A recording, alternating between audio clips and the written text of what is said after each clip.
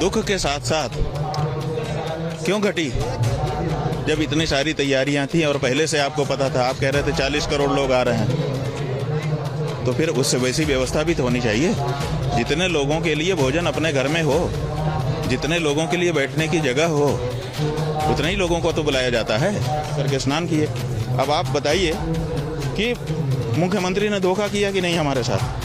अस्सलामुअलैकुम। तो दोस्तों, अभी आप लोगों ने हिंदू पंडित का जो शुरू में छोटा सा वीडियो क्लिप देखा है, ये वीडियो मैं आप लोगों को आगे पूरी दिखाने वाला हूँ, जिसमें इस हिंदू पंडित किस तरह से योगी आदित्यनाथ पर भड़के है और कहा है कि योगी आदित्यनाथ ने हम हिंदुओं को धोखा दिया है। आखिर इस हिंदू पंडित ने ऐसा बयान क्यों दिया है, किस वजह से दिया है, मैं आप लोगों को पूरा सच दिखाने वाला हूँ। साथ साथ इस हिंदू पंडित का पूरा वीडियो क्लिप दिखाऊंगा। लेकिन वीडियो दिखाने से पहले आप सभी से रिक्वेस्ट करना चाहूँगा, प्लीज़ इस वीडियो को ज़रूर लास्ट तक देखिए और जितना हो सके इस वीडियो को ज़्यादा से ज़्यादा शेयर ज़रूर कीजिए।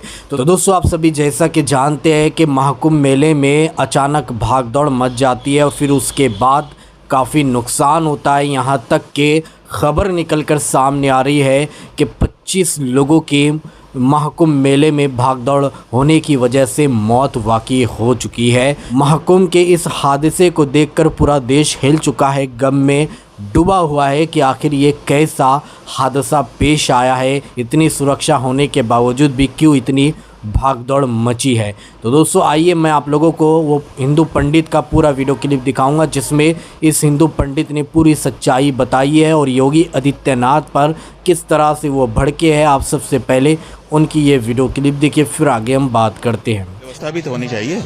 जितने लोगों के लिए भोजन अपने घर में हो, जितने लोगों के लिए बैठने की जगह हो, उतने ही लोगों को तो बुलाया जाता है।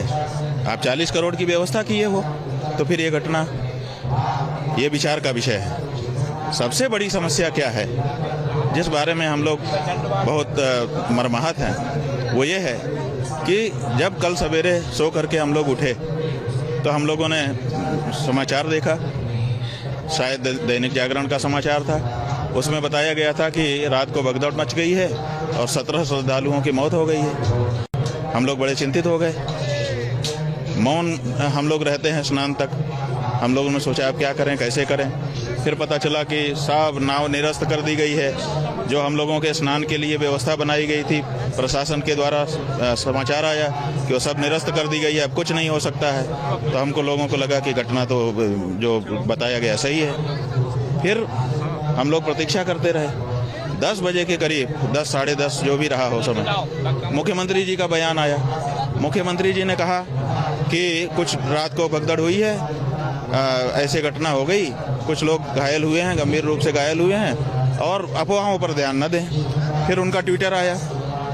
ट्विटर पर उन्होंने लिखा कि अफवाहों पर ध्यान न दें। पहले भी उनका एक ट्विटर आया था, उस पर भी सवेरे लिखा था कि अफवाहों पर ध्यान न दें। उससे पहले उनका एक ट्विटर आया था जिस पे उन्होंने मौनी अमावस्या की सबको बधाई दी थी।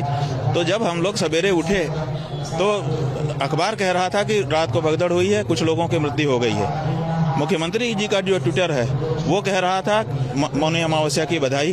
उसके बाद फिर थोड़ी देर बाद उनका आता है कि अफवाहों पर ध्यान न दें, और उनका नाम लेकर के सभी चैनल दिखा रहे थे, जिस पे जाओ समाचार जानने की कोशिश करने पर कि अफवाहों पर ध्यान न दें। अफवाहों पर, तो हम लोगों को लगा कि अफवाह रही होगी, वही आजकल तो बना लेते हैं दूसरे अखबार का।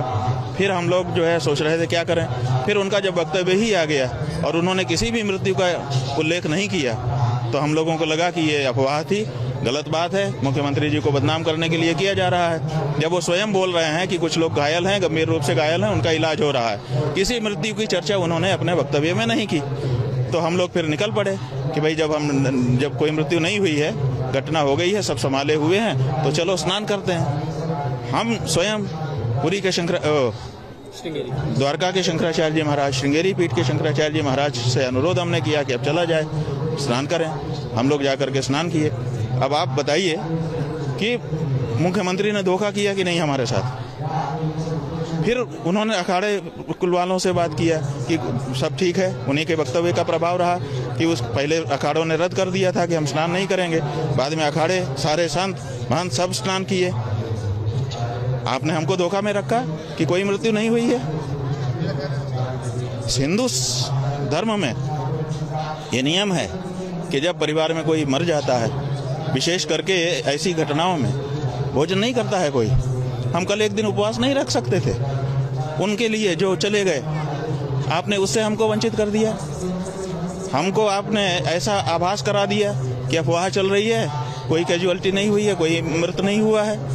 तो इतना बड़ा धोखा संत समाज के साथ, इतना बड़ा धोखा संत सनातनियों के साथ, इतना बड़ा धोखा हम लोगों के साथ कैसे इन्होंने कर दिया, क्यों कर दिया? अखाड़े में दोस्तों आप लोगों ने इस हिंदू पंडित की ये पूरी वीडियो क्लिप देखी है और सारी बातें आप लोगों ने सुनी है।